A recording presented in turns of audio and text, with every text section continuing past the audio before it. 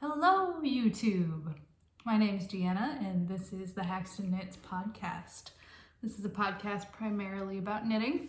I also weave, I crochet, I spin a little. I'm also a home brewer, so you may hear updates about what's in the brew kettle or what's on the loom, depending on what I'm getting into each week. This week, well, it's not homebrew. I am drinking Westmalle Trappist Ale. It's in my Chimay glass, please forgive me, but it's along the same theme at least. And I'm coming to you from Okinawa. I live in Okinawa, Japan. This is actually my second time living here, and I'm excited to be bringing the podcast world information.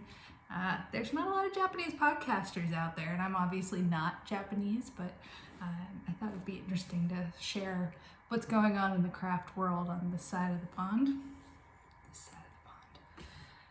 Anyway, what's in store this week? Let's talk about some works in progress. I am working on the Stephen West Starflake Mystery Knit Along. In full disclosure, I'm going to be showing it to you, so spoilers are ahead. The knit along has been going on for a few weeks now, and I have definitely seen several finished objects pop up, so I think it's safe to finally show this guy off. So yeah, if you are participating and don't want to see what's ahead, go ahead and look away right now. And of course, it's on the needles, so I can't pull it apart or stretch it out as well as I would like to, but you can get an idea. So this is where I am at now. And this pattern, I am actually like really digging it. I don't know what it is about Stephen West. Part of me wants to be a little bit of a hater. I've never met him, obviously, so I don't hate him, but sometimes his patterns are very bright and very busy. And I don't wear bright or busy. I wear very simple things. So I wanted to be a hater about his knitting, but I've actually knit several of his patterns now, and I always enjoy them, and I always like the finished product, even though I never pick colors that are similar to what he's got going on. But this pattern was just, I mean, it's not a beginner pattern.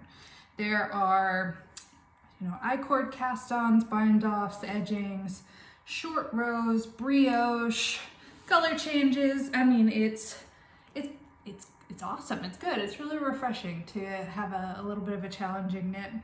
I am on the third clue. Actually just started the fourth clue down here, so just about done. I do wish I had done a gauge swatch. I didn't do one. And the finished objects I've seen where they have this really nice loose drapey giant gauge I've really liked. But I hope that when I block it, it'll really open up and get some size to it. Let's talk about the yarn. So the two yarns I use, this light gray color is Malabrigo. It's their sock yarn in the color Pearl. And the contrast color, it was a gradient kit. It was by Sprout Fibers, and it was called their Seed Pack color in the Mixed Berries colorway.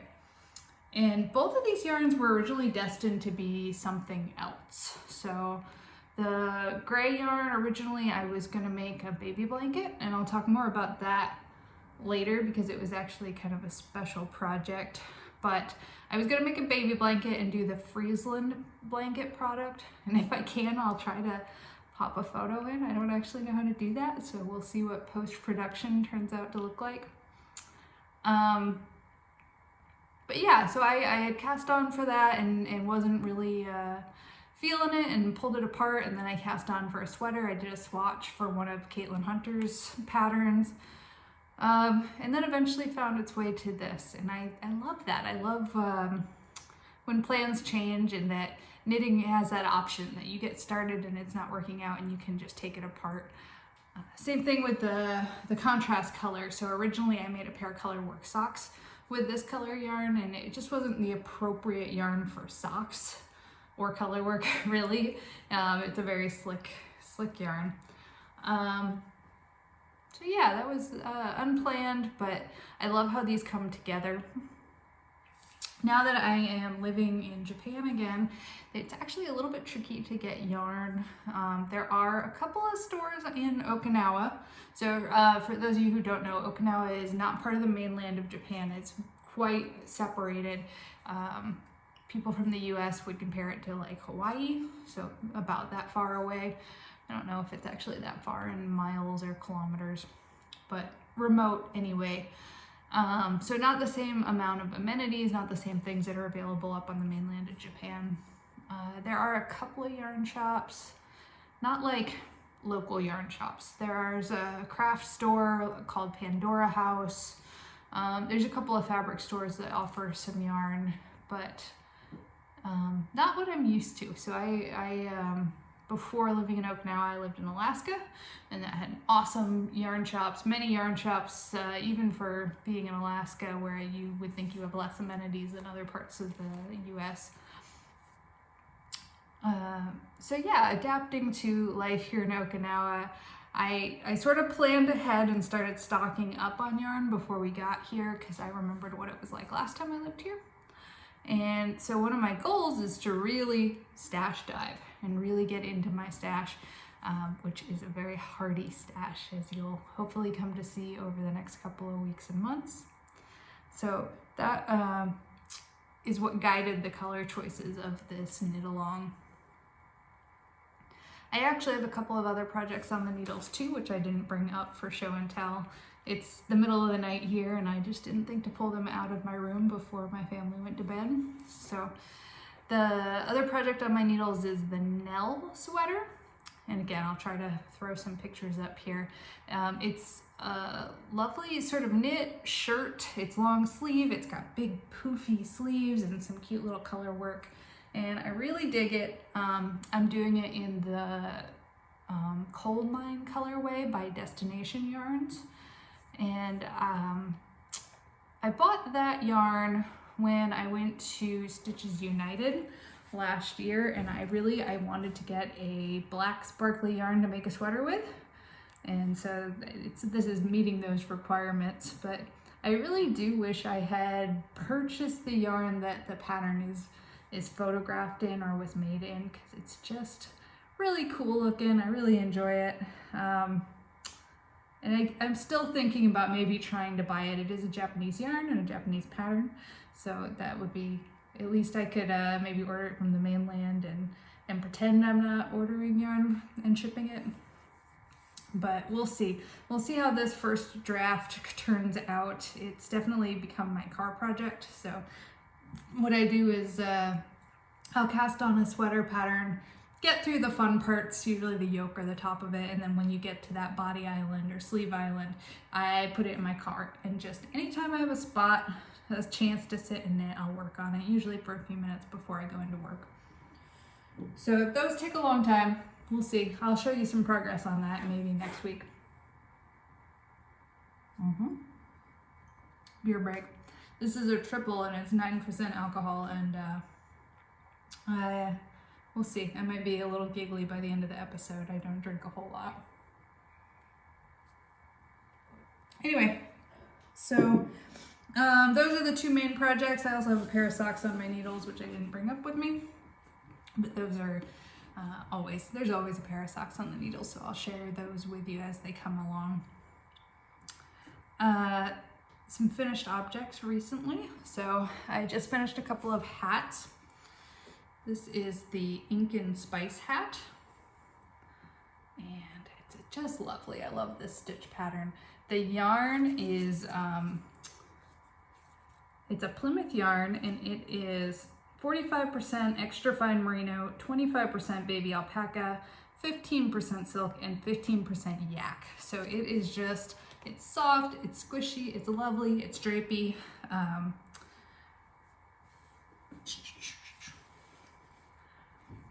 And I love it a lot. These may end up being some Christmas gifts for some friends. I went ahead and just took the same pattern and borrowed another chart from a book. So this is same hat pattern, but different motifs, using up the yarn that I didn't use in the first hat. I got this stitch pattern from Alterknit, so so the Alterknit Stitch Dictionary. And this is a really cool book. I like it a lot. It's just a stitch dictionary, so lots and lots of stitch patterns. I don't know how much I should show or shouldn't show, but they're different stitch patterns. So like these are little pigs. I think those are supposed to be bombs. I mean, it's just it's a really cool book. When I made this hat, I originally thought, oh, well, I could, use the stitch patterns from this book and then write a hat pattern and then maybe put it up for sale.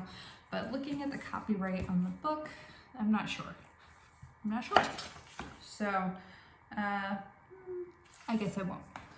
Let's see. I consider myself I want to be a designer. I want to knit patterns and put them up, but I'm hesitant. I don't know the process. And I don't know the law, and yeah. So we'll see. I do have a couple of patterns up for sale that are 100% mine, so you can check them out. I'm on Ravelry. I never told you where to find me, so you can find me on Ravelry and Instagram as Haxton Knits. And I'm most active on Ravelry, so if you want to send me a message on there, absolutely go ahead. Also, comment below for sure. I love watching other people's podcasts, and I especially like the Sweet Tea No Shade podcast. And what I like is that they pull all the comments out of YouTube and comment on them at the start of the episodes. I love that. And so I think future episodes, we'll see how the commentary goes, and I'll maybe pull your comments up or maybe do a giveaway or something based on comments out of the YouTube thread. All right, so whips are done, finished objects are done. I was very clever and wrote up all these show notes on my computer, and I'm like, yeah, I'm gonna do this really well organized show. I'm gonna know exactly what to talk about. And then I remembered that the computer's downstairs. Computer's downstairs, my house is asleep, and so I was just, I'm making it work today. I got none of the things. I'm shooting on the iPhone. Got every light in this room turned on. Turned the air conditioner off, so hopefully you can hear me okay. So let's talk about future plans. So I love to talk about what I think I'm going to be knitting and plan and daydream. By no means is this a written in stone contract guaranteed that I'm actually going to knit any of these things, but I like to daydream and think about it. And so what I think is going to be up next for me, I have this, it was a set. So these are Woolstock worsted by Blue Sky Fibers, and they have a pattern. It's called like the 21 color scarf pattern. And so I bought this set of minis. There's a lot more, but this will give you a general idea of the colors. And it came with this. So I actually have two of these. This is a big, giant, fluffy skein of Woolstock worsted. And I've been racking my brain trying to think, what do I want to do with all of these colors in this yarn? And I finally said, maybe I just knit with the yarn and I'll worry about those colors. Those will come to me at another time. So I think this yarn is going to be a May top. I guess it's a tunic top. It's an Andrea Mowry pattern. And I, again, try to throw it up here. I own a copy of this pattern. I bought it. And I cast on a version of it using some linen yarn, and I just didn't love it. So I got partway through it and I wasn't in love with it. I took it apart. And so I'm really looking forward to trying this pattern again, but with the wool. The reason I was trying linen is I knew I was heading to Okinawa, and Okinawa is a tropical island. It's nice and hot. This is November 1st and I am currently sweating in my room in my tank top. It's still in the 80s Fahrenheit. So there aren't a lot of opportunities to wear sweaters. And so I've been challenging myself to knit as many things as I can using different fibers like cotton or linen or hemp. Recently I completed a pair of shorts. They were the Stephen West sports pattern, and I used some minis from Tannis Fiber Arts. I'll try to throw in my project pictures of those there. It's really tricky to take a picture of yourself wearing a pair of shorts, so please forgive the quality of these pictures. But I did a little bit of modification on that pattern. So originally I cast the waistband on as called for, but the pattern had some negative ease in it, and I wanted it to be more like a pair of shorts. I think the picture of the pattern looks more like a pair of underwear, like men's underwear. So what I did was I just worked in a couple of extra increases to go up several pattern sizes until eventually I was working a size that had some positive ease. And that was really the only change I made. And I absolutely love the way these turned out. They're very comfortable. Since I knit them, I have lost some weight, and it's linen, so I kind of forgot how much linen grows. So I think if I were to do it again, I would bring it down some sizes still from where it's at. But it was kind of in that frame of mind that I started working on the May tunic top in a linen blend by Queensland. Queensland was the yarn company. And again, didn't like it, so we're gonna try again with this stuff. And if you've never worked with wool stock, it's a woolen spun. It's very spongy, very squishy. It reminds me a lot of Brooklyn tweed, like their Shelter or their Loft yarn, or Patagonia by Juniper Moon Farms, if you've worked with any of those. And what I love about this yarn is that it's so airy and springy and squishy that I feel like it really can work as a larger size than it says. So for example, this is a worsted, but really like an Aran weight I think would be great. I feel like if you go up quite a few needle sizes and really get really drapey, it makes it a very comfortable, lightweight yarn. I use the Patagonia for the weekender sweater, which everyone's been knitting, and I just absolutely love it. I can't wait for it to be cool enough for me to wear it again. Yeah.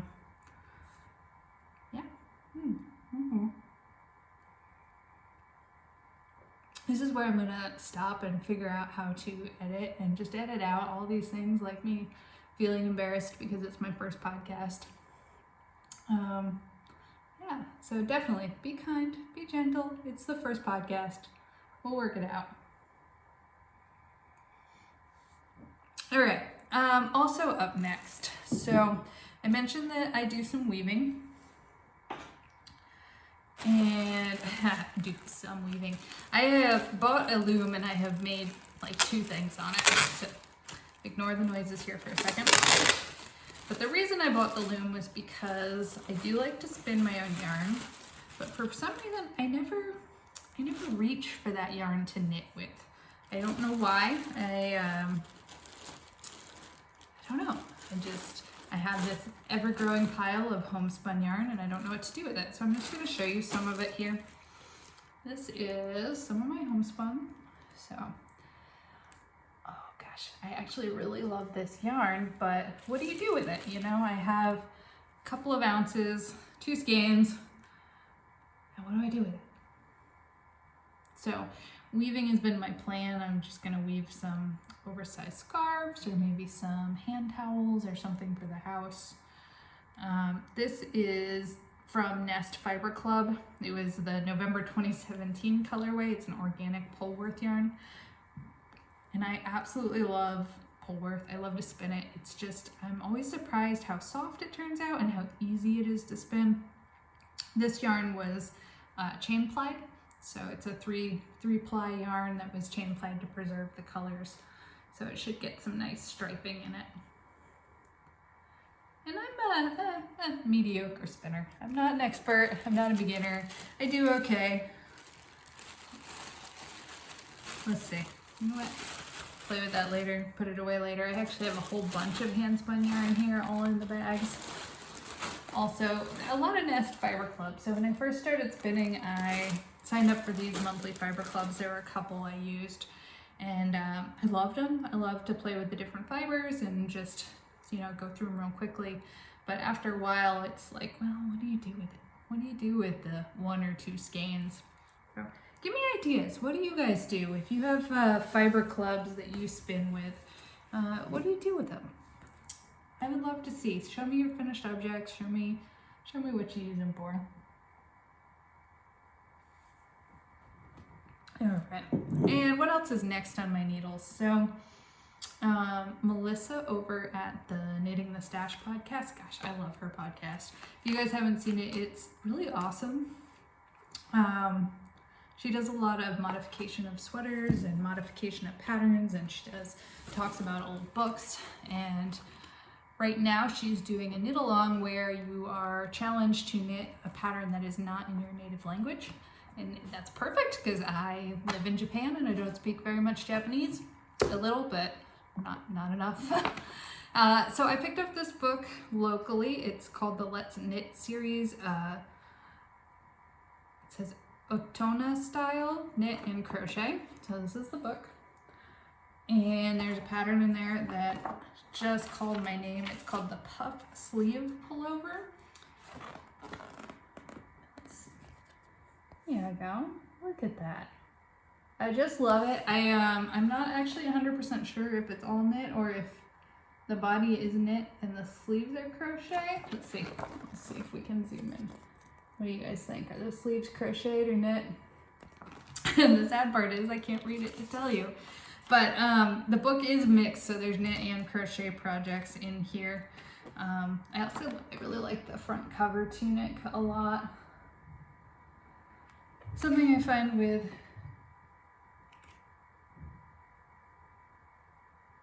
there's some noises going on outside. Sorry about that, guys. I don't know if you can hear them. I think it's fireworks.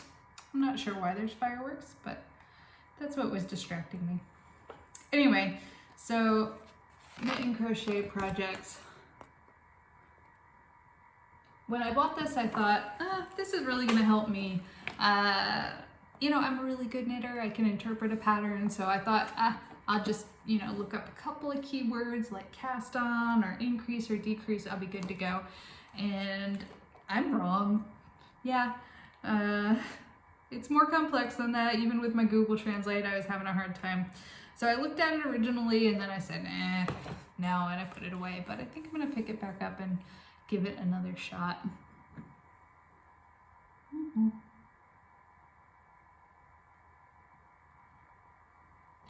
I don't know how podcasters do it. How do you guys just sit and talk to the camera and not take breaks, not need breaks, make that feeling like you're having a conversation happen? I don't know. I'm gonna work on it. All right, so last segment here, we'll do some tales about my life. Should you choose to stick around, the knitting content is done. So tales about my life. Just moved to Okinawa, so I live here. I live in the area of Awase, so if you're local to Okinawa and want to come and hang out and knit sometimes, I am up for it. I did live in Okinawa a few years back. I lived here from 2010 to 2014. And last time I was here, I sort of got into a knitting funk. So hot island, warm weather. There were 2 knitting groups that were active last time I was here, and one of them was on the military base and one of them was in town. And I just, with traffic and language barriers and my work schedule, I just never was able to click in with any of them. And so I found that I was getting really sad and I was missing knitting. And so what I did last time was I took up the Master Knitter program. For those of you who don't know, the Master Knitter program, it's tkga.org, and they have a 3-part correspondence course where basically they're going to send you a set of instructions and you have to create swatches demonstrating various skills. You have to answer technical questions about those swatches. You write a couple of papers. So I wrote a paper about the history of knitting, about the care of various types of animal fibers and fabrics, etc., etc. Anyway, and hopefully with the goal of earning the title of Master Knitter, which I did. I completed the course last year. But that was like the big project. It kept me going, it kept me busy, it kept me interested and inspired.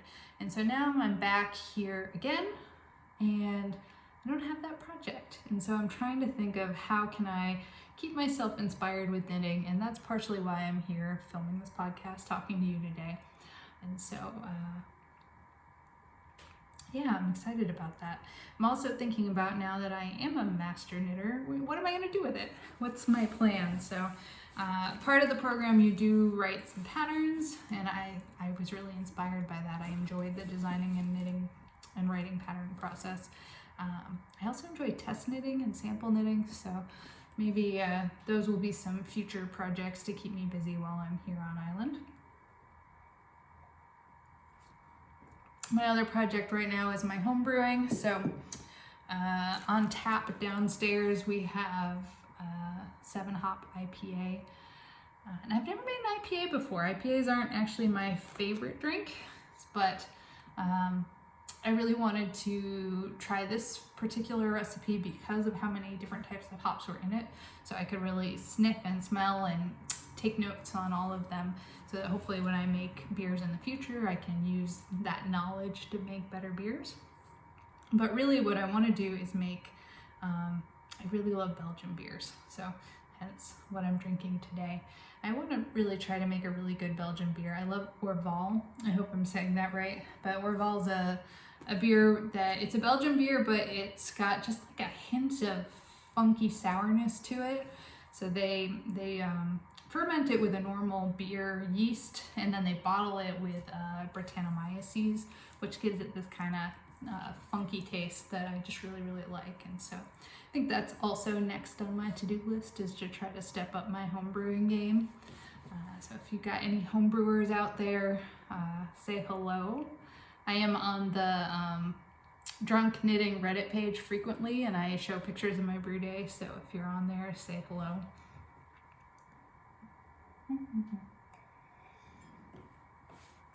Anyway, guys, I think that's going to be it for episode 1 of the Haxton Knit podcast.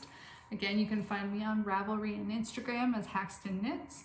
Leave your comments below, because I'm hoping to have lots of things to respond to and comment to on the start of our next episode.